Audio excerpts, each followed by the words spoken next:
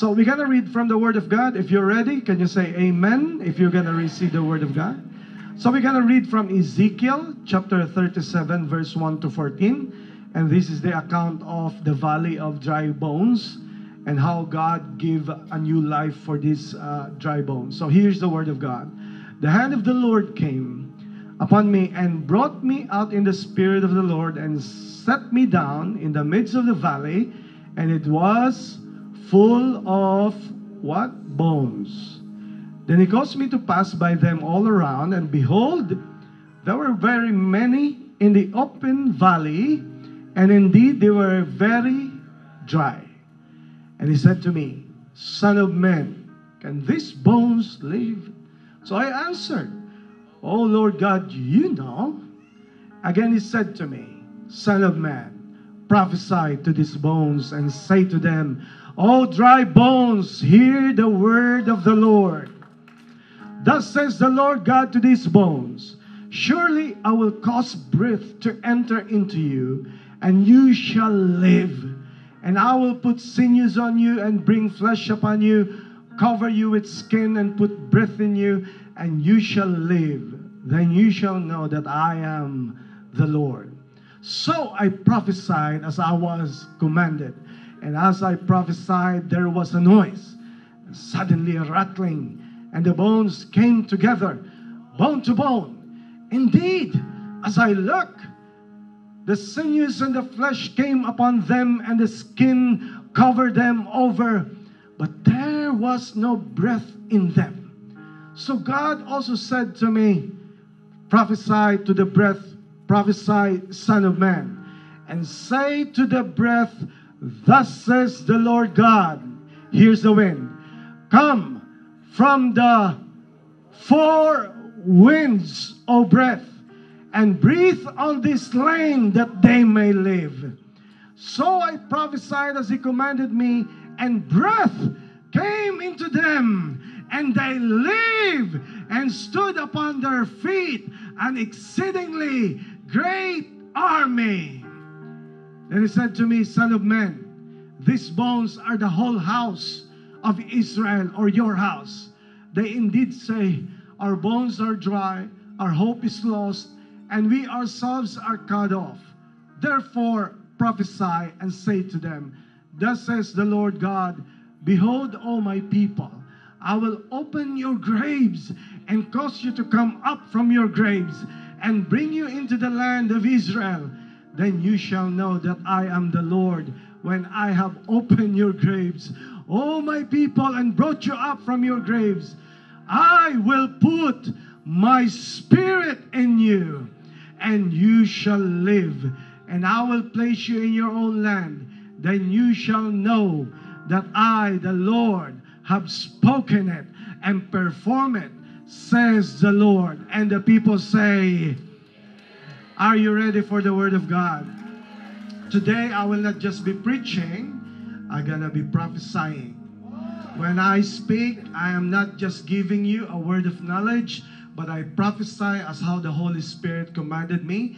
And when the Word of God is being unleashed today, I just felt that somebody here gonna have a new life. Somebody here will have a new start. Somebody here will feel being revived again. Somebody here will breathe again. Today I'm gonna be speaking to you the subject, breathe, for it's time for you to be truly alive. Father, bless the word in Jesus' name. Amen. Ruach. You now may be seated. Amen and amen. Praise Jesus. Is there anyone here experience how it is to run out of breath? Anyone? Have you experienced in your life how it is to be suffocated? Am I making sense here? Is there someone here naranasan nyo na mawalan, parang nawawalan ng hininga? It's scary, right? It's something that is nakakatakot, right? I will never forget one time we were climbing together in a mountain, and then ang hirap pag tumakyat ka ng bundok is that pag napaka-humid and it's so hot.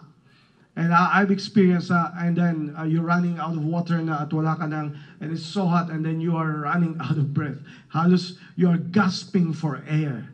And then I experienced that. At that time, sabi ko, mabiyara, para magkukulaps ako dito ata sa taas. But then what I did was, we just keep on moving kasi I know that kailangan ko ng a breath of fresh air. So we just went up, and there at the summit, what a beautiful scene, but hindi lang yung view ng summit, kundi what I was relieved, I can breathe, because in the summit, all winds from different directions, from the north, from the south, from the east, from the west, or from all direction, it gives me a relief at nakahinga ako at ako ay natuwa. Oh, praise God, this gives a relief.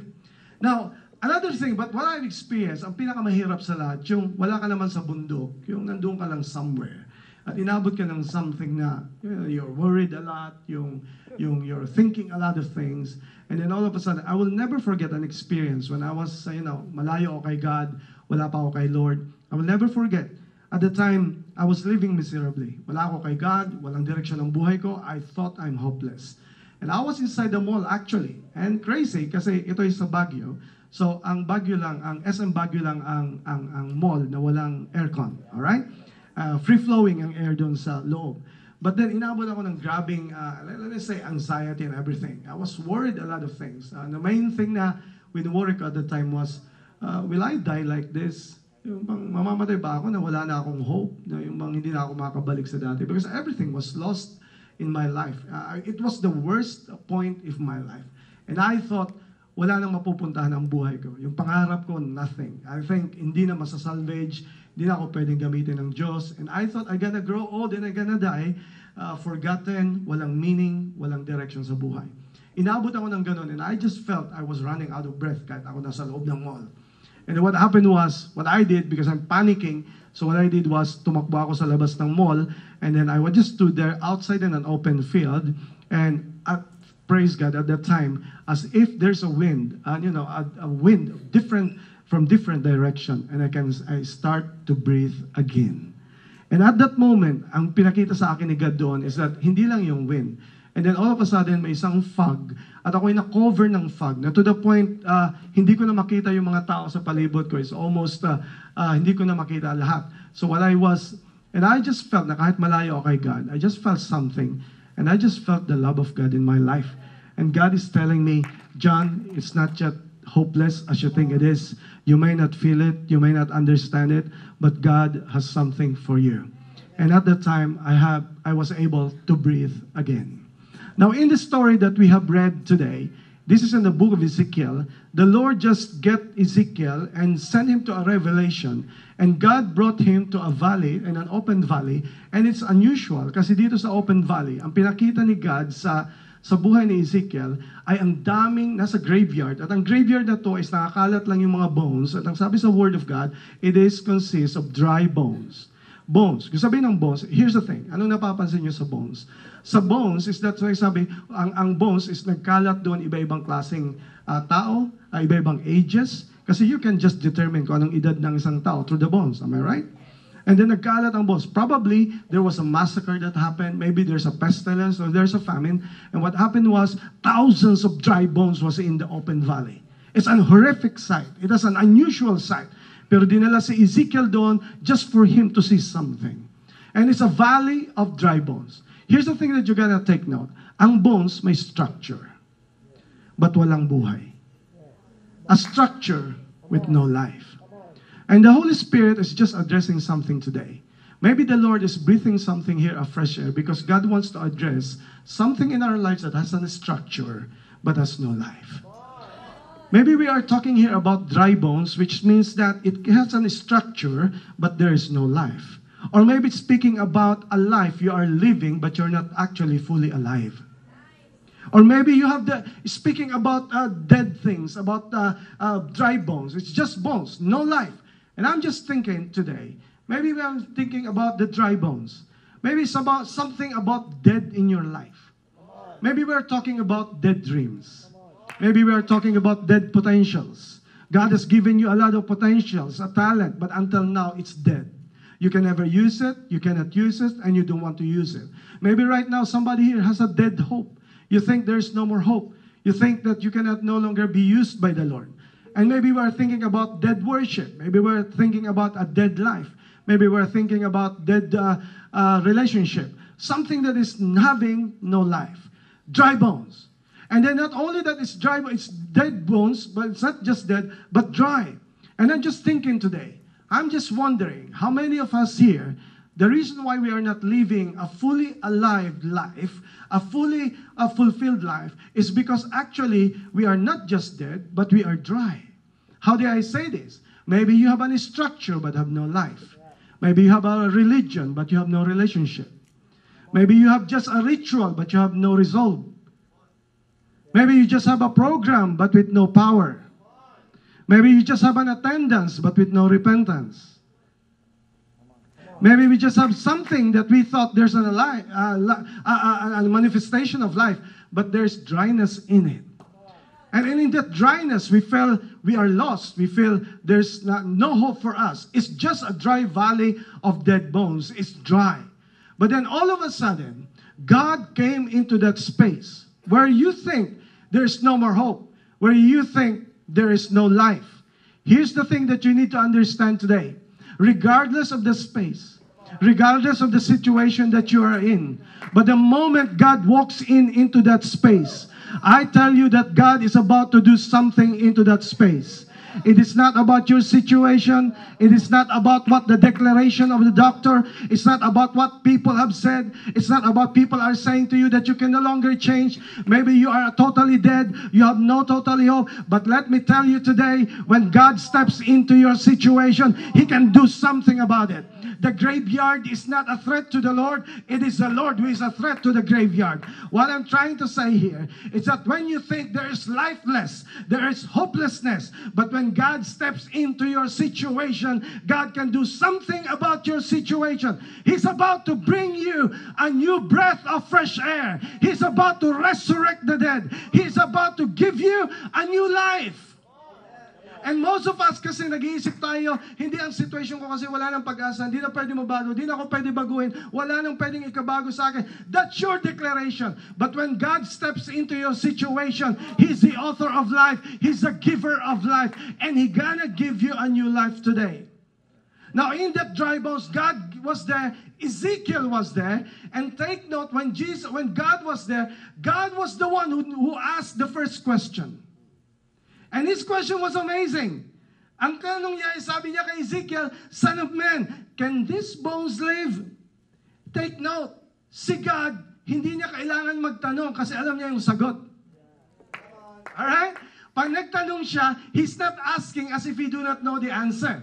He know the answer. He's just asking because he wants to test your faith if you can really answer what he was asking. Ang sabi ni Lord, can these bones live? Kaya ba ito mabuhay ulit, itong mga bones na to dito sa dry valley? Ang ganda ng it's a question. You know why? Here's the thing. Because ang talking about suffocation, talking about nawawala ng hininga. Nakakaranas sa kayo na may taong hinimatay, right? Usually, ang ginagawa ng maraming tao pag hinimatay, first magpapanik, right? At pag nagpanik, papaikutan. Come on, be with me. Papaikutan. Anong gagawin nyo? Ano number one na gagawin nyo? Ano sabihin nyo? Come on, bigyan. Wag nyo palibutan. Give them air. Give the person air. Are you following me now? Pinapalibutan ng tao because, ano yan? Ang iba pa dyan, nag-osyoso. Ang iba pa, nag-Facebook pa, nag-live pa. May hinimatay dito, may hinimatay dito. So, ang mga tao na pinapaikutan, pero ikaw, knowing na may alam ka something, sasabihin nyo, guys, huwag nyo ang iba, concerned naman sila. Gusto nila na makita kung anong nangyayari. Ang iba meron. Ang iba may masabi lang. Pero yung tunay na nagkikare, at sasabihin niya, is that, guys, back off. Kasi hindi siya makahinga nga. Nawawalan nga siya ng hangin. Kailangan niya ng air para makahinga. Why I'm saying this word? Kasi when you fall, when you are suffocated, when things happen to your life, there will be people na papaikutan ka because they just want to describe your situation. There are people that will comment about your situation. There are people that will analyze your situation, but they will never really give help to your situation. Actually, yung pagpunta nila sa'yo, they can just give a lot of narratives about you, but they cannot give you help. Why I'm saying this word? Because ang sabi ni God sa kanya, a question, and also ang sabi niya, prophesy. Sabihin mo, you gonna declare what I gonna say to these dry bones. Why? It is useless to describe your situation. When you just describe your situation, nothing changed. God did not ask you to describe your situation, because when you keep on describing your situation, you are just maintaining your situation. And the truth is, you are aggravating the more your situation. What does it mean? You keep on declaring, you keep on describing your situation. Wala na akong pag-asa. Di na ako pwede magbago. Wala na talaga kami. Hindi na talaga kami aasenso. You're just describing the dead things. You are just describing the dryness, but you are not declaring what God has declared on dry things. So sabi ni Lord, come on, stop describing it. Say my words over your life. Sabi ni Lord kay Son of Man, you're gonna go and declare and prophesy. When you say prophesy, you speak life. You speak the word of God to the people. And amazing, when the Son of Man, when Ezekiel prophesied, all of a sudden, what a picture. You can just have an imagination right now. Na ang mga thousands na bones, all of a sudden, there was a rattling, nagalawan.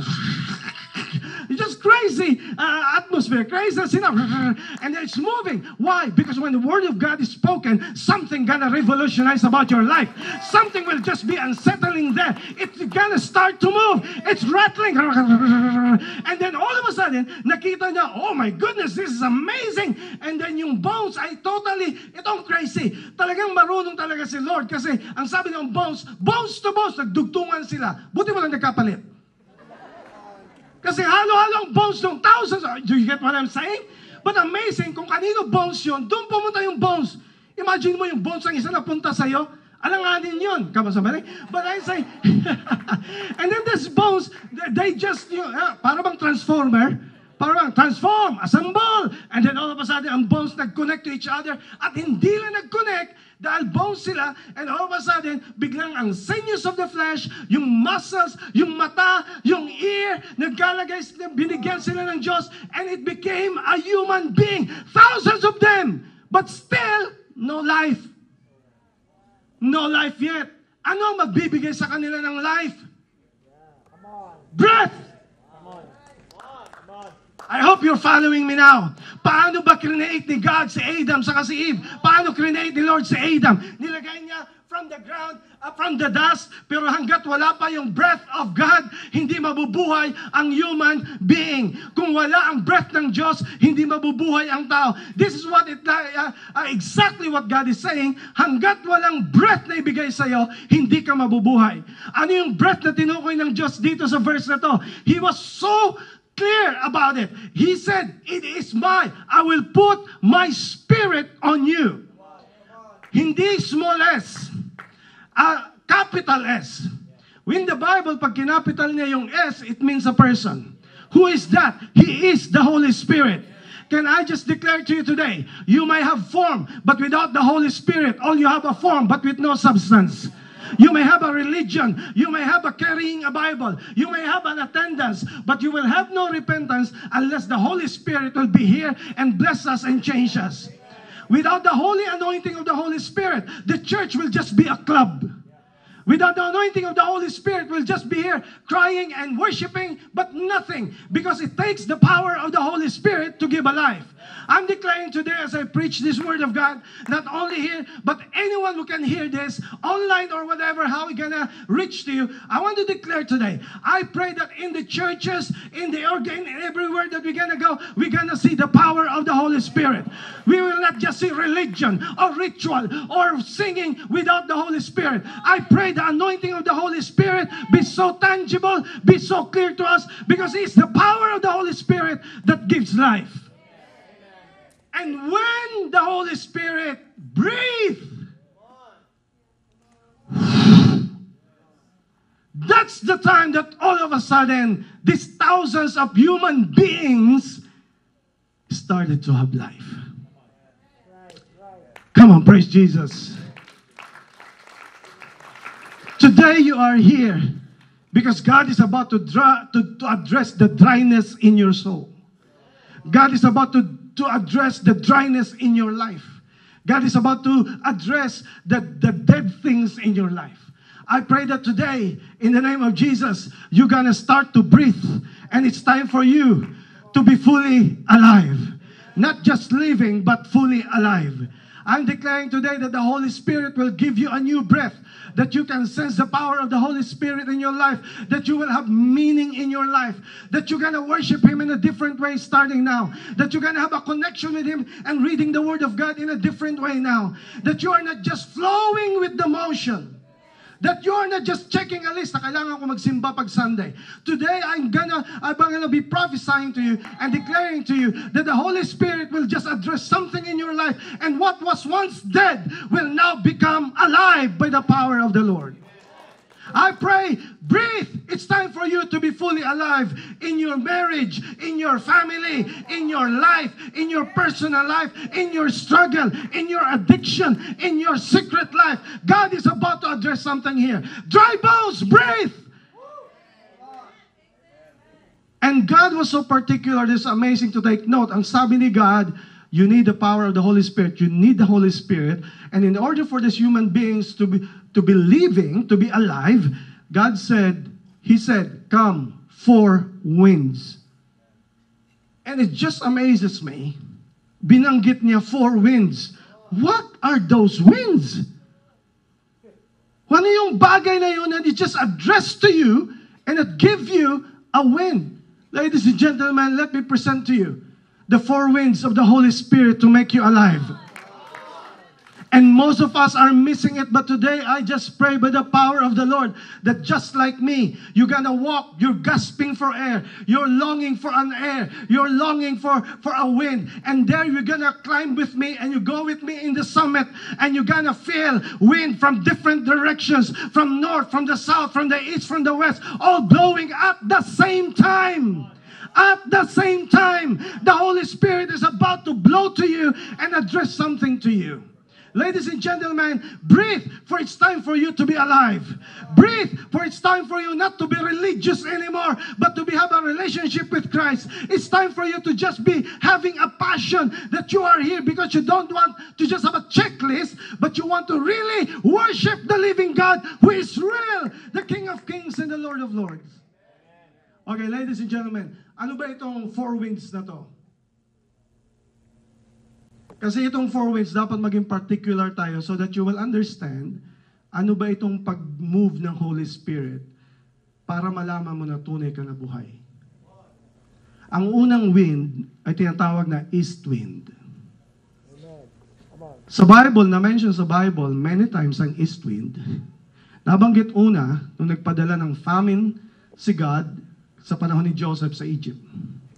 Second time na mention ang east wind is nung si Moses ay kinoconvince niya si Pharaoh na magbagong isip at palayain ang mga tao from slavery. Have you noticed something? Nababanggit ang east wind kapag may kinokorek ang Diyos. And itong pinakaunang wind na we need to address. We need this. Ano itong east wind na to in application sa ngayon? Context, ang east wind ginagamit ng Diyos pag may ina-address siya na mali. Pag may kinokorek siya. Ano itong east wind na to? Na pag nag-blow ito sa'yo, ito ang sign na ikaw ay magsisimula na to be truly alive. What is this? The first one is this. The east wind is actually the conviction of sins. You will be convicted of your sins. The Bible says that the Holy Spirit will come. Jesus said that He will come. The Comforter will come. Here's the thing that we missed. We thought that Holy Spirit is the Comforter only. That His job is just to comfort you when you're alone. To comfort you when you are down. Yes, it's true. But look at the verse that you're gonna flash on the screen. The main work of the Holy Spirit, He said, when He has come, He will convict the world of sin and of righteousness and of judgment. Here's the thing that we're missing right now because we thought, amazing kahapon. We have an amazing workshop we call LEAD. Natutunan namin kahapon paano mas the best magbigay ng feedback. Ang natutunan namin dati, ang alam kong pag-feedback is yung famous na sandwich. Ano yung sandwich? Purihin mong tao, dun sa palaman, ibigay mo yung correction sa kanya, at balik ka ulit doon sa pagpuri sa kanya. And we agreed yesterday, it's not effective kasi nakukonfuse tayo. Anong sabihin nun? May kinorek ka sa kanya, hindi na niya matandaan yung correction kasi ang tinandaan na niya yung una mong praise at naghuli ng praise. Nag-agree kami lahat na kung minsan, yung pala kinorek ka ng leader mo, and then uuwi ka, sasabihin mo, pambira, sabi ni Pastor, ang galing-galing ko daw. Nakalimutan mo na doon na sandwich sa gitna ay yung kinokorek sa'yo na dapat mong baguhin, pero dahil na-overwhelm ka ng praise sa simula, na-overwhelm ka ng praise sa gitna, sa dulo, akala mo, oh, everything is okay. Here's the thing, we're gonna apply it in our life. Gusto natin ng preaching, gusto natin ng Word of God, ay yung pinapraise tayo, at gusto natin i-correct tayo sa gitna, pero alis tayo na tayo ay kinomfort din, so uuwi tayo na hindi natin na-confuse tayo kung ano bang dapat i-address sa buhay ko. Na ilagay sa mind natin na God is love and God will always be for me. Yes, He is for you. But it's not always for you when you regard to your sin. What God is saying, the Holy Spirit's work is to convict you of your sin. Even while I'm speaking right now, it is not my job to convict you of your sin. I am just a mere messenger, a sinner saved by grace like you. But God has appointed me to just speak to you, but I'm not the one convicting you. When you feel something revolutionizing in your heart, it is not me at all.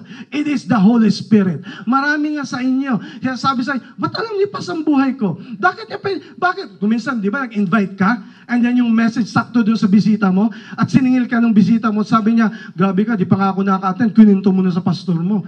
Pero hindi ang nag-reveal nun is ako, walang pinag-usapan, it is the Holy Spirit. Because the Holy Spirit's job is to convict you of your sin. Here's the thing, why many people are dead. Here's the reason why many people are dry. Because we miss the conviction of the Holy Spirit. We thought na dahil God is love, hindi na natin dapat i-address ang kasalanan. Well, ladies and gentlemen, here's the wind blowing right at you. Here's the wind of life blowing at you. And it's convicting you of your sins.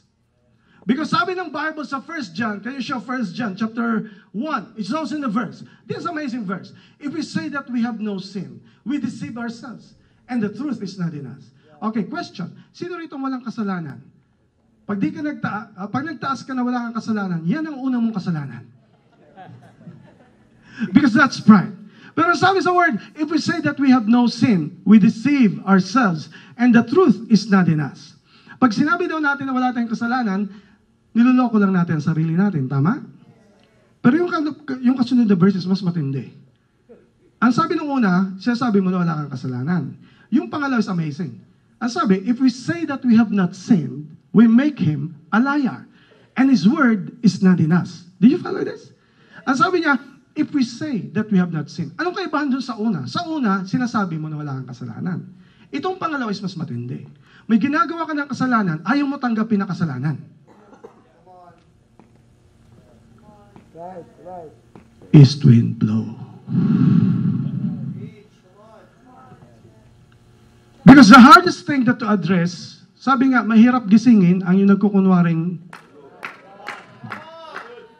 pinapacify ang sarili natin. Hindi, basta ako nag-church, basta ako alam nila na marami akong Christian, marami akong alam na verses, okay lang yan. Gina-justify pa natin ang kasalanan natin, and we're thinking, just because we are Christian. Here's the thing that you need to understand. Pag hindi mo inamin na ikaw ay may mali, at di mo inaayos ang mali, let me tell you this, hindi naman magsasuffer ang ibang tao para sa'yo.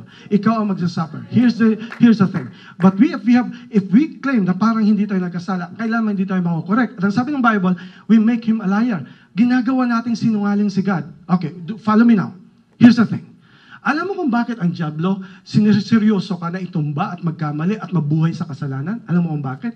Ang target niya hindi lang ikaw. Ang target niya yung mga taong tumitingin sa iyo. Bakit? Kasi pag nabuhay ka sa kasalanan at hindi mag-reconcile yung pagiging Christian mo sa lifestyle mo, people will be questioning na sinungaling ang Diyos. Hindi totoo na binabago ng Diyos ang buhay. Hindi totoo na pag may Bible ay transform niya. Sa religion lang yan. Para parehas lang yan. May simbahan ka, may simbahan ako. Para parehas lang ugali natin. Parang sama-sama tayo. Pwede tayo magkwentuhan ng mga masasama. Okay lang yan. Walang difference. No, anong nag-a-appear sa mundo? Ang target ng kaaway, hindi lang ikaw. Ang target ng kaaway, yung mga tumitingin sa'yo na akala Christian ka, pero nabubuhay ka ng mali. Ang anak mo ay confused. Yung mga neighbor mo ay confused. Yung mga katrabaho mo confused because they cannot reconcile that this is the living God who is holy at tinotolerate mo yung mali at ikaw ay makasalanan. Now, I'm not saying this because I'm telling this because I'm holier than you. Kung mag-compare tayo ng kasalanan, pag nagkwentuhan tayo, baka mas malala pa ako. Hindi lang baka, sigurado na mas magrabe pang kasalanan ko sa'yo. Pero I'm not here to say to you that I'm holier than you or I'm righteous than you. But what I'm saying, I'm just like a sinner na nakakuha ng cure sa kasalanan na gusto ko ibigay sa iba na huwag kong kimkimin on my own. Kung ikikwento ko yung buhay ko sa inyo, you will never believe that I can stand here. I am standing here because you know that it's the Lord who breathed a new life in me. You will never imagine how awful I am. Hindi mo ako makausap, palagi akong galit, palagi akong may kaaway every week. I am a suicidal person, I am always deceived. Marami akong pinaiyak na tao, marami akong sinaktan na tao. I am just evil, let me tell you that. But the thing is, it's a valley of dry bones. It's dry, it's lifeless, it's hopeless. But the thing is, there was once a time in my life that I realized that I have no more joy, I have no more fulfillment, and I'm living in anxiety, and I cannot afford na mamatay na wala man lang meaning ang buhay ko. You will agree with me na kahit anong saya mo, kahit anong pleasure ng mundo, hindi ka papasayahin yan. Ang totoo niyan, ang kalaban, ang kaaway, ang nagsusuffocate sa buhay mo, it's choking you at nasusuffocate ka at ang goal niya ay patayin ang pangarap mo, patayin ang pamilya mo, patayin ang finances mo, patayin ang future mo, patayin niya ang relationship sa mga anak mo because ang goal niya, you just have to be bones. But today, the Lord, the east wind is blowing right at you and is convicting you of your sins. Because God says, hanggat di mo nare-realize at humingi ka ng tawad sa pagkakamali mo, walang tunay na pagbabago na mangyari. Sinasabi ni Lord sa Galatians, look at these verses. Look at these verses. Now, the works of the flesh. Now, listen to this. Palagi ko na joke nung last time. Sinisisi natin ang kaaway. Pero ang sabi ng Bible, hindi na lang yung kaaway. Works na mismo ng flesh. Anong sabi ng works of the flesh? The flesh are evident, which are adultery, fornication, uncleanness, lewdness, idolatry, sorcery, hatred, contentions, jealousies, outbursts of wrath, selfish ambitions, dissensions, heresies, envy, murders, drunkenness, revelries, and the like, of which I tell you beforehand, just as I also told you in time past, that those who practice such things will not inherit. Pero ayaw natin yan. Ayaw natin banggitin ang kasalanan sa church kasi dapat i-please mo lahat ng tao. Dapat i-inspire mo ang tao. Dapat i-motivate mo ang tao. Church, we are not in a club. You are not in a seminar. You are not in a basketball club. You are not in a volleyball club. You are not in a fraternity. You are not in a sorority. You are not in a cutie club. You are here in a living church that speaks life about your life.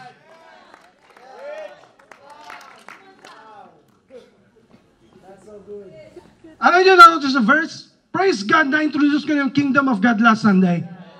May napansin kayo? May napansin kayo? It will not inherit. Sino man ang gumagawa nito, hindi makakapag-inherit ng Kingdom of God. Praise God for the Kingdom of God. Hindi sinabi Kingdom of Heaven. Hindi ko sabihin na ikaw ay nagawa mo yan o ginawa mo yan, na ikaw ay totally punta ka ng impyerno.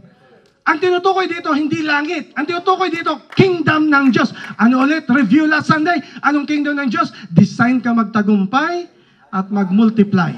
Ito ang nawawala sa iyo pag ginagawa mo ang kasalanan ng tuluyan, ang nawawala na ikaw ay magtagumpay at ikaw ay magmultiply. Hindi ka mag-victorious in your life because you thought, okay lang. Now here's the thing, conviction of sins. Sabi mo, hey, Pas, si Jesus, napaka-loving niyan. Really? Pakinggan natin si Jesus.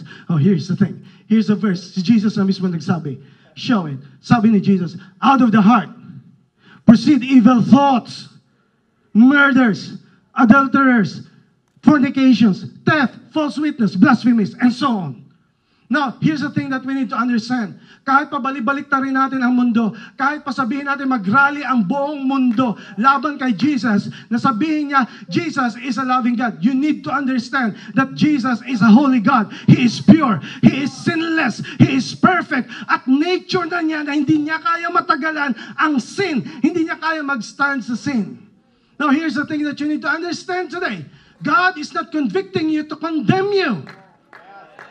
I just declare today, you are in a dry bones and all of these things, kaya hindi mabago ang buhay mo kasi you thought the Word of God is an attack against your life.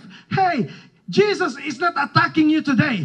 Jesus is breathing a new life to you today. He is saying to you, come on, let's address this matter. Because unless you go victorious with this, you can never be victorious in your life.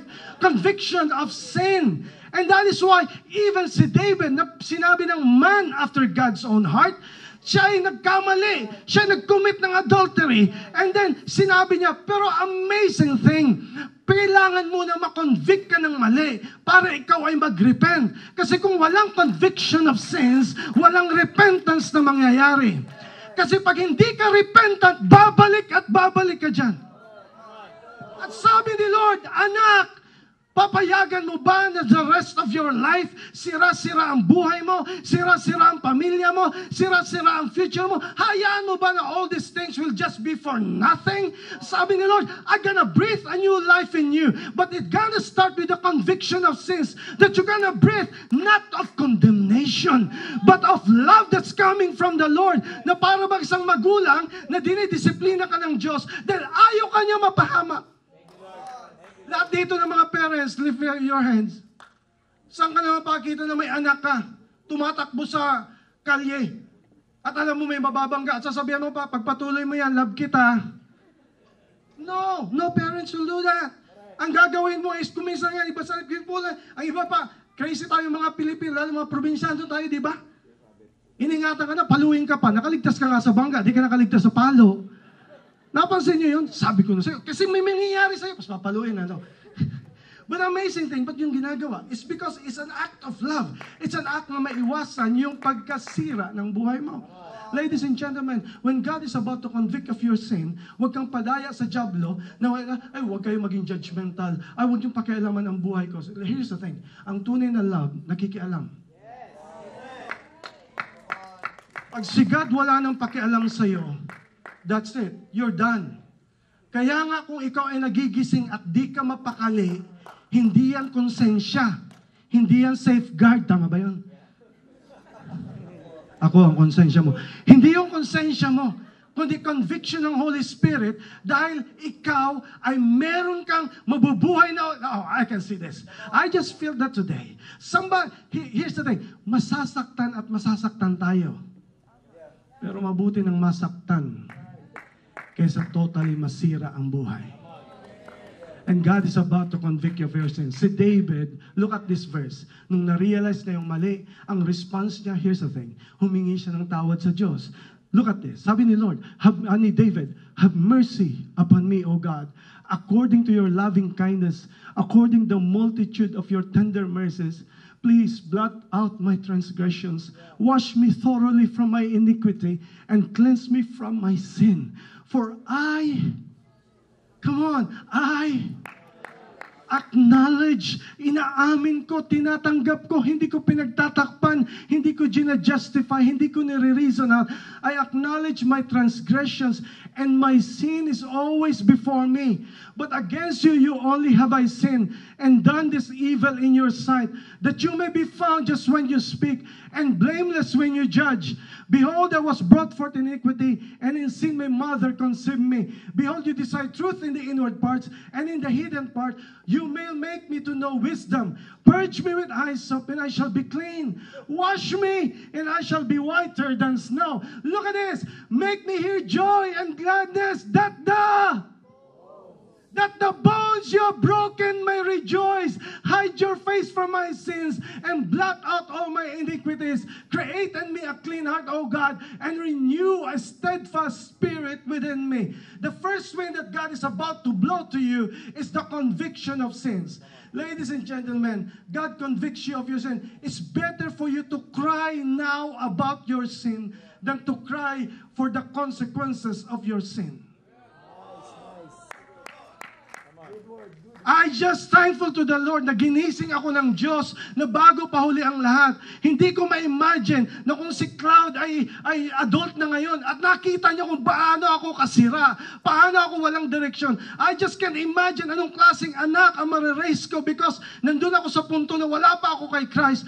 But praise God, gumawa si Lord. Hiningahan niya ako ng Holy Spirit. Binago niya ang buhay ko so that when I know that God is about to forgive me, He can give me a new life. He can, and that's my declaration to you. It's when, but you have to deal with it.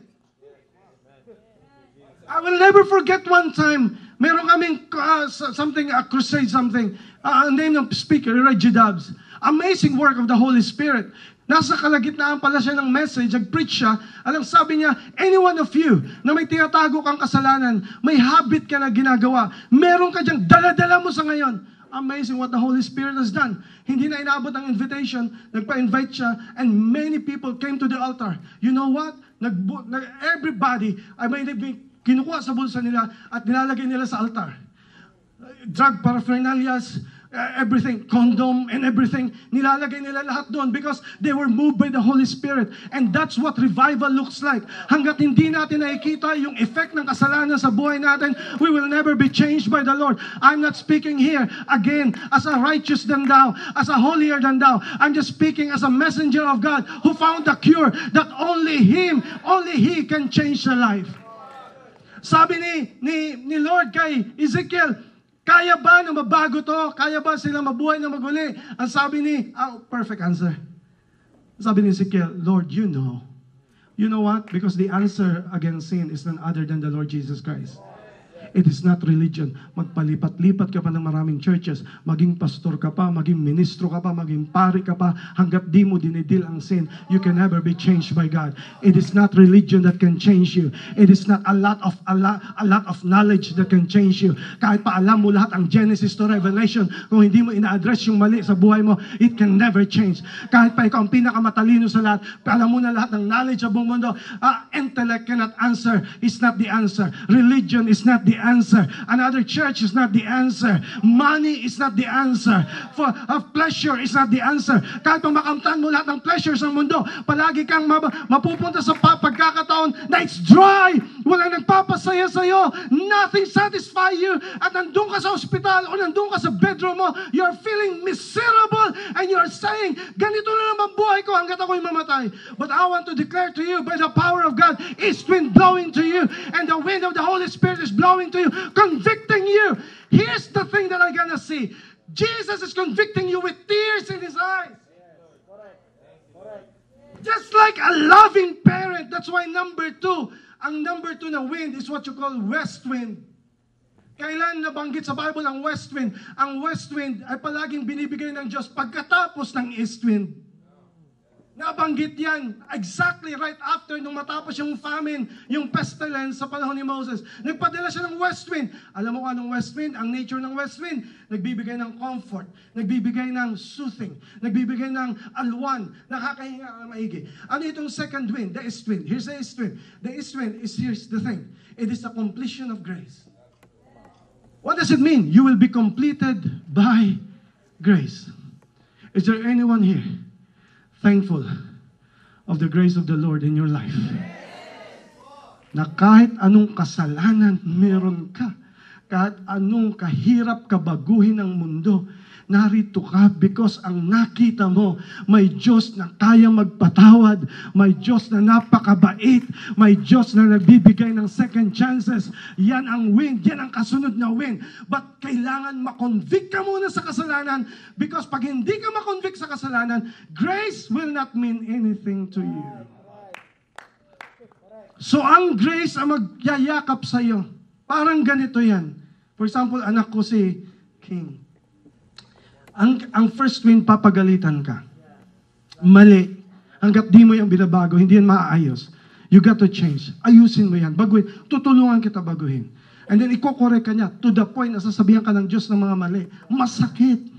Pero yung paggalit niya ay hindi paggalit ng tao na walang concern sa buhay mo. Siya yung tatay. Siya yung tatay na may plano sa buhay mo. Kasi nakikita niya may plano siya sa iyo na napakaganda at ayaw niya, umiiyak siya na ayoko masira ang future mo just because of your wrong decision. Yan ay masakit. Pero ang second na gagawin niya na wind is a completion of grace. Yayakapin ka ng Diyos. At bibigyan ka ng second chance na kahit, here's the thing, kahit pasipin ng tao na wala nang, ang case mo ay hopeless na. Can I just declare to you today, there's no hopeless case with God's amazing grace. Ang second wind na biglang magbublow sa'yo, yes, yung una mainit, yes, yung una masakit, pero yung second, mararamdaman mo na kahit gaano ka makasalanan, nararamdaman mo ang yakap ng Diyos. Sabi sa Word of God, you can show the verse there, it says, where sin abounded, grace much more abound. Did you get that? Kung gaano daw katindi ang kasalanan mo, palagi ang grace ni God ay greater than any of your sin. Hindi po pwede ang sin ay palaging kayang itumba ang grace. Ladies and gentlemen, walang kasalanan na hindi pwedeng maging victorious against the grace of the Lord. Bakit? Lahat ng kasalanan natin ay pinako na doon sa krus ng Kalbaryo and He died for all of us because of God's grace. And God said, He is rich in mercy. Look at this. Here's a verse that God is saying to you. But to Him, we have redemption through His blood, the forgiveness of sins, according to the riches of His grace. Hey, here's the thing that you need to understand. Kahit ano pang kasalanan mo, kahit ano pang nakaraan mo, kahit paano yan, kahit pa yan ay hopeless na yan, kahit pa yan ay dry bones, God is about to give a breath of life to you. And He's giving to you, what is that? A completion of grace. Anong sabi ng completion? Kung anong kulang mo, siya magpupuno. Hindi mo kaya to, hindi mo kaya yan. Just give the first yes to Jesus. Kaya nga nang tumanggap ka kay Jesus, ang hinihingi niya ay ayusin mo lahat. Ang hinihingi niya, mag-yes ka lang. Kasi pag nag-yes ka, siya magpupuno, siya magkukompleto. Kasi ang totoo, wala ni isa man dito sa atin ang kaya baguhin ang buhay natin. Marupok tayo, mahina tayo. Pero pag nag-yes tayo kay God, ang grace na magkukompleto, magugulat ka, tuturuan ka niya kung anong tama, tuturuan niya kung anong mali. Because He will be the one to guide you with His grace. And an amazing grace is that yan ang magbibigay sa iyo ng new hope, ng new life. At magkakaroon ka ng praise kay God na hindi mo pa nakita sa buhay mo in your life. Conviction of sin and then completion of grace. The third thing is not just the west wind, but the south wind. Sa Bible nabanggit ang south wind isang beses lang. Sa Song of Solomon. Alam mo anong context doon? Marriage. Anong context doon? Closeness. Anong context doon? Love. The south wind speaks about the compelling of love, or you will be compelled by love. Alam mo yun, hindi ka mapipilitan. Kasi pag binago ka ng Diyos, you will be compelled by His love. Is there someone here until now fresh pa sa'yo? For God so loved the world that He gave His only begotten Son, that whosoever, may nakalimutan ka na napakaliit na word. Bago yung God saka love, ano yung word na yun na maliit? Can we recite it in a different way now? Pag sinabing so love. Grabe! Can we just say this word? Can we just recite this? But emphasis on the word so. Habaan nga natin yung word na so. Come on, everybody right now. In my count, 1, 2, 3, go. 4. Love the world that He gave His only begotten Son. Can I tell you today, He's the one who first loved us. Kahit hindi pa natin mahal si Jesus Christ, siya nang nauna nagmahal sa atin. And how He manifests His love is amazing. It's crazy. The reason why I was praising God a while ago, I'm praising Jesus Christ. Bakit sino ba naman ako? Sino ka? Tao o nga, pinapalibutan ka lang ng tao para i-describe ang situation mo. Para pag-usapan ka. Para i-assess yung situation mo. Para sabihin na wala ka ng hope. Pero parang si Jesus Christ nagsasabi, layo-layo kayo. Bigyan natin ng hangin. Let's give Him air. And that air, that wind, is a compelling of His love. You're about to be compelled by His love. Ano ngayon? Hindi mo to gagawin because of the law. Because the law can never save you. Hindi ito legalism. Hindi ito something na kailangan mong patunayan. Si Jesus Christ ang gumawa ng way para mailigtas ka at mabago ka. Habang kanina nagkumakanta, it's just, I don't know about you, but you will be astounded of how you are loved by the Lord. Sino tayo? He is the King of Kings and the Lord of Lords. He is righteous. He is holy. He is omnipotent. He can live without us. But He chose. Kasi ang requirements sa Bible, kailangan matupad. Kingdom mindset, kung ano ang utos ng hari, hindi dapat mabalik. Ang declaration niya, hindi. Ang issue ko, for the wages of sin is death. Ang declaration ko, kailangan may mamatay. Here's the thing what Jesus did. So, okay, anong kabayaran ng kasalanan? Death. Sabi ni Jesus Christ, okay, akong mamamatay. Sabi ng mga angels, teka muna Lord, di pwede. Number 1, di ka namamatay. Number 2, wala kang kasalanan. Sabi niya, ano bang requirement para ako yung para mamatay? Ay kailangan mong maging tao. So sabi, okay then, kung yan ang requirement, para mabayaran ko ang kasalanan ng buong mundo, I will become a human. So that is why He came down. He became a human being, born as an infant, born by a virgin, and He lived for 30 years. At He lived on this earth. At dini-endure niya yung amoy ng kasalanan because He's holy. Ang katawan niya ay human, but He's living in a perfect life. Yung masangsang na amoy ng kasalanan ay torture sa Kanya for almost 30 years. But on the right time, for 30 years old, He began yung buhay niya. He came to die for you and for me. He died on the cross because He's thinking about your name. About your name. Say your name. Come on, say your name. Say your name. That name, He wants that name not to be put in hell. He wants it to be written in heaven. That's why He's saying, it is finished. For whom, ladies and gentlemen? That's for you. Because you cannot pay for your sins. You died because He loves you. At yun ang magkukumpel sa'yo na mahalin siya lalo. Yun ang magkukumpel sa'yo na magbago. Hindi judgment, hindi law. Kasi pag law, mapipilitan ka lang baguhin ang isang bagay, pero babalik ka na naman kasi may pinapatunayan ka. Ang sabi ni Lord, hindi ko kailangan ng patunayan mo. Ako ang kailangan magpatunay sa'yo. At pag nakita mo yung love ko para sa'yo, yun ang magpupush sa'yo na magbago. Iba yung mindset, kaya ka nagbabago para masabi mo na ikaw ay tama. Pero iba yung magbago ka dahil nagpuput sa'yo yung pag-ibig ni Lord na grabe yung love niya na hindi mo kaya i-contain. Lord, sino ako? And ladies and gentlemen, the last one, the north wind. Saan nabanggit sa Bible ng north wind? Nabanggit sa Bible ng north wind, diyan pinakita ni Lord yung glory at supernatural experience. What is that? Miracles. Ladies and gentlemen, the last wind is this. You will be confirmed by miracles. Ano yung miracle? I-bless ka ni Lord ng matindi, bonus lang yun, hindi pa yun miracle. Pagpalain ka ni Lord, bonus lang yun, hindi pa yun miracle. Ladies and gentlemen, the greatest miracle ay yung baguhin ka ng Diyos na akala ng mundo, hindi ka na kaya magbago. May nagsabi sa'yo, hindi ka nagagaling. Sabi ng doktor, wala ka ng chance. Sabi ng Diyos, yun ang sabi ng doktor. Pwede ba lumayo-layo kayo at bigyan nyo ng hangin yung somebody na may nahihirapan? God is declaring to you today, I'm giving you a miracle. You are the miracle.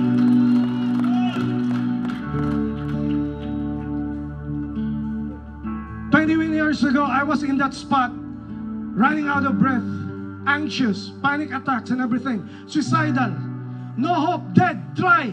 But here comes the wind of God from different direction. He blows something in me. He convicted me of my sins. And I repented of my sins. I was so ashamed of my sins. But praise God, even though I'm ashamed of my sins, God is not even ashamed of me. And He instead gave me grace, an amazing grace. And then He showed me His love. And I was so confounded. Lord, paano nangyari? And then the last one is that binigyan niya ako ng miracle. Until now, it never dawned on me, hindi ko ma-absorb paano nangyari na ako ngayon ay nagpe-preach preach ng glory ni God.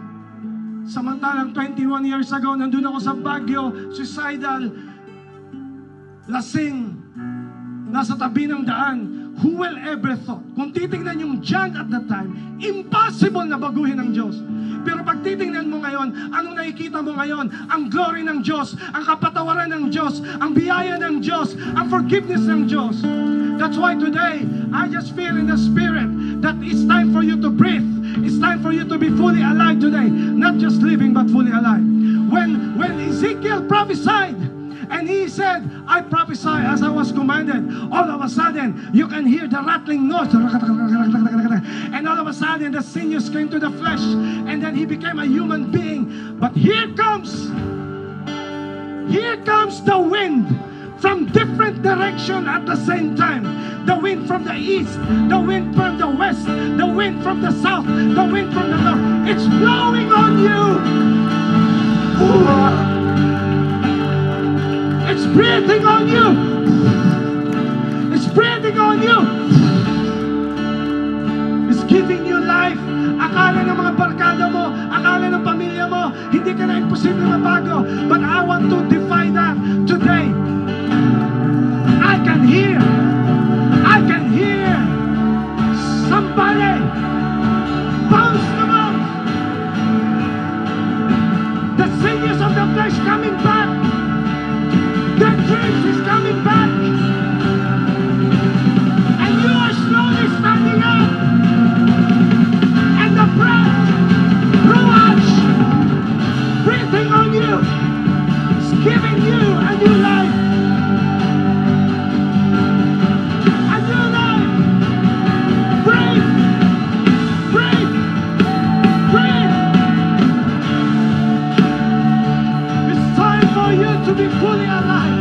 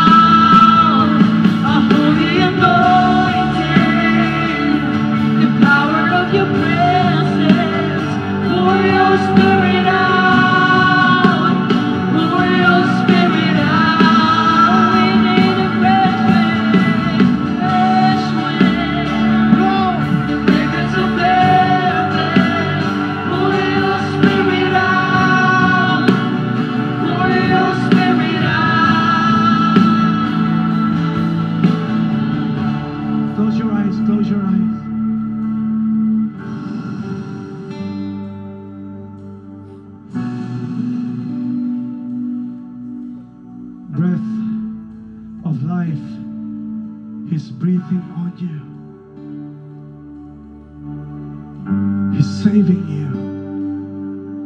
Right now I can see you are rising up and you are breathing truly again. The shackles of the enemy has been cut off. The plan of the Lord that is glorious is now being opened to you. The Holy Spirit right now is conquering your soul and in your life. Breathe. Breathe.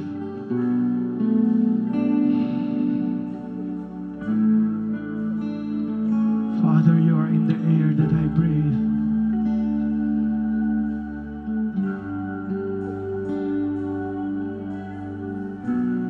The Holy Spirit is here. If that's you, you felt something has died in your life. You felt something has been dry in your life. You feel suffocated. You feel you cannot breathe. If that's you, it's time for you to breathe and to be fully alive. The Holy Spirit is moving to you right now. How about when I say this, you're gonna get out of your seat and cry here in the front. Come, don't be shy, don't be ashamed.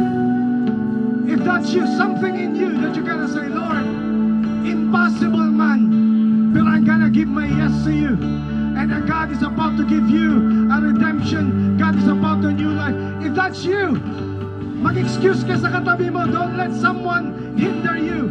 Get out of your seat. Come here in the front. I-cry out mo kay God. Because God is about to give you a new life. If that's you, breathe! Breathe! Come! Come! Come! Come! Woo! Come! Need a fresh wind. Freedom! The fragrance of velvet. Pour your spirit out. Pour your spirit out. Come! Come! A holy anointing. The power of your presence. Pour your spirit out. Pour your spirit out. We need a fresh wind. Fresh wind! Fragrance of velvet. Pour your spirit out. Pour your spirit out. Holy anointing. The power of your presence.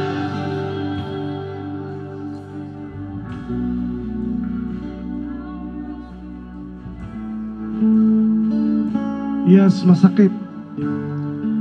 Masakit i-address yung mali sa atin. Pero right now, ang binibigay sa'yo ni Lord, sabi ni Lord, mag-yes ka lang, anak. Mag-yes ka lang. Ako ang gagawa kahit imposible pa yan. I'm gonna do what you have never seen in your life. Anak, yes lang.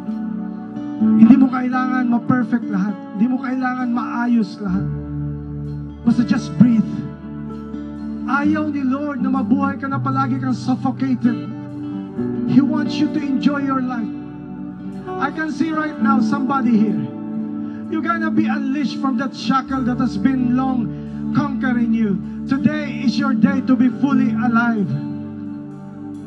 And in that case, come on, di mo alam ang solusyon, but you're gonna say, Lord, I give my yes to you, Lord. Bahala na, Lord, but I'm saying my yes to you. I'm gonna give my yes to you, Lord. And you will be the one to change my life. Not me, but you, Holy Spirit. Here's the guarantee, people of God. It's the Holy Spirit that's gonna change your life. Is there a sin that you want to be overcome with? Is there an addiction that you want to get out of it? Do you want to fast to be totally forgiven? Come, it's only the Holy Spirit who can change you. I don't settle there in your place. Get out, get out. Come here as we sing the song. Come here, we're gonna wait for you. Come, come. Oh, wait.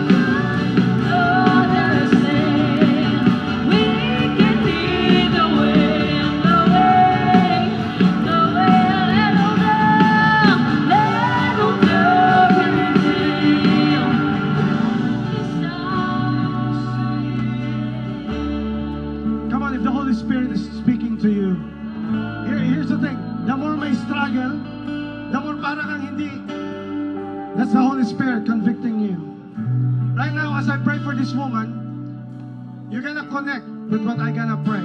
Because you're not here, but when I say this, God is about to release something in you. Father God, I pray in the name of Jesus. The Lord is about to deliver you from your past. And God is about to give you a new day, a new person. What happened in your past will no longer define you. God has been set you free. You are not your heartache. You are not your failures. God is saying to you, come on, anak, let's start a new one. It's about to create a new life in you in the name of Jesus. Mom, lift your hands. Because God is about to redeem your family. The Lord is about to release anyone here in the name of Jesus.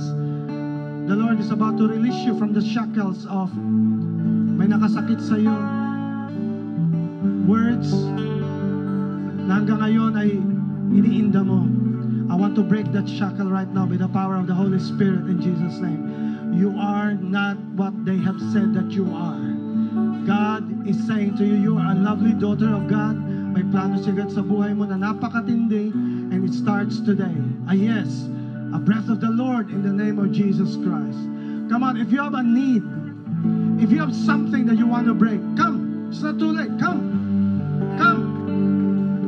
Kung kailangan mo yung mapagtagumpayan, come. I'm gonna wait for you. Brother, lift your hand. In the name of Jesus right now, the wind is blowing in you in the power of Jesus Christ. The Holy Spirit touching you. And in the name of Jesus, hindi ikaw ang nakaraan mo. Sinabi ng mga barkada mo, mga kaibigan mo na hindi posible ka magbago. Wala yan sa tato, wala yan sa panlabas na itsura. Gagamitin ka ng Diyos. Here's the thing that I can see in you. Totally this year, babaguhin ka ng Panginoon. Bukang bibig mo ay Panginoong Jesus. Hindi religion. You will be so bold in what God is about to give you because God's will. Pinapatawad ka ng Diyos sa lahat na nangyari sa buhay mo in Jesus' name. In the name of Jesus. In the name of Jesus. Art, hold your head, Art. Carmi, hold. In the name of Jesus, I know that in the past, something has been wrong. But I want to declare right now, no guilt, no shame. Because binago ka na ng Panginoong Diyos. You have a new life in Jesus' name. Yung nakaraan mo will no longer define you. Binago na ng Diyos ang destiny ng buong pamilya mo in the power of Jesus Christ. And I want to declare over you, your family has been sanctified. Your family has been chosen. At yung mga nagawang mali in the past, what you will have is total forgiveness in the name of Jesus. Right now, you will be aware. You will be aware of what the enemy has done to you. And now you are saying, no more. I'm a changed man now. I am living in a breathing of the Holy Spirit life in Jesus' name. Change, change, change. Lift your hand, brother. Lift your hand. Lift your hand. God is about to release you, brother. Touch the hand. Touch the hand. I cannot reach it. Right now, in the power of Jesus Christ, God is about to preserve both of you. The Holy Spirit right now is addressing something in your life. Starting now, you are not even the usual self. You are no longer religious. You are a totally transformed man. I can see in you, God right now is breaking something in you. And a new humble person coming up. And you're aware, you're repentant, and you are seeing right now, this time, it's different. Because the Holy Spirit is blowing in me, releasing you, blessing you, protecting you in Jesus' name. In the name of Jesus. Come on, just keep on worshiping the Lord. Bro, you. Yes, you. Yeah, you. Kevin. No, si Kevin. Yeah, or Michael, or whatever. Before I pray for you, brother. The wasted years will be redeemed. Yung wasted years, multiply it by 2. Yan ang gagamitin ng Diyos para sa iyo.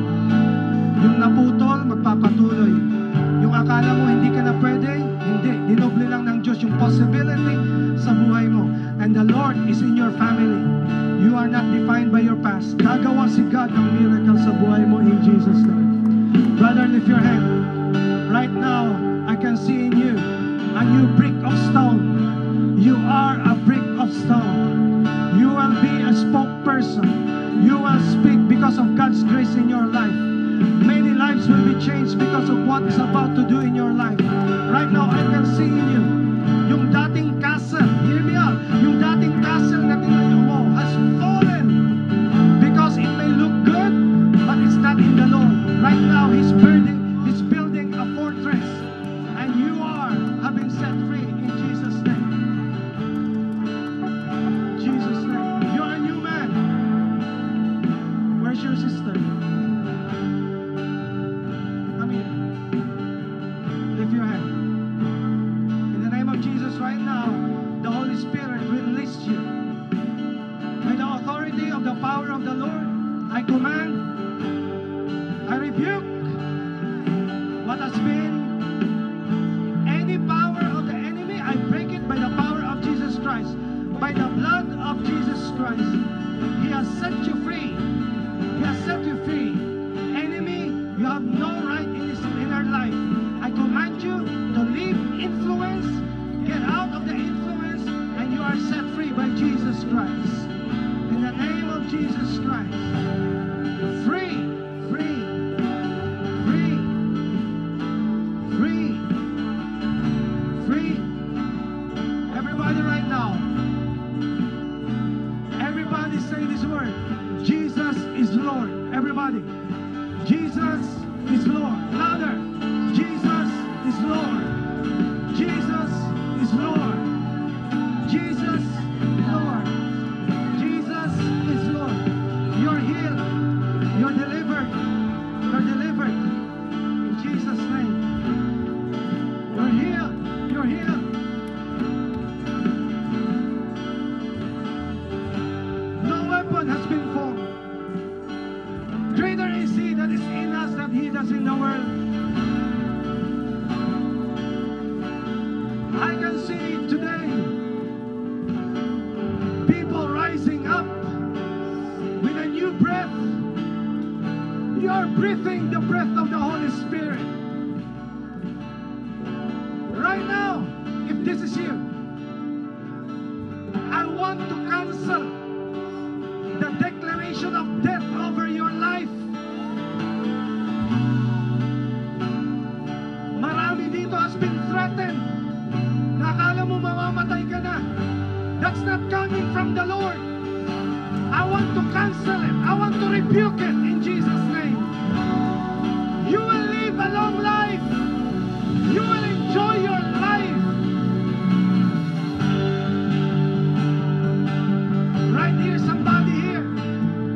Dead dreams, dead finances. I speak ruach to you. I speak life over you.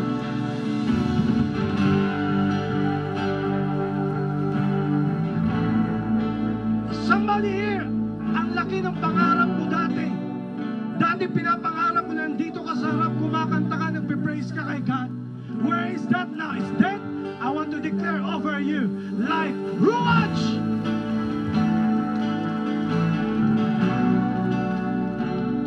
Here's the thing.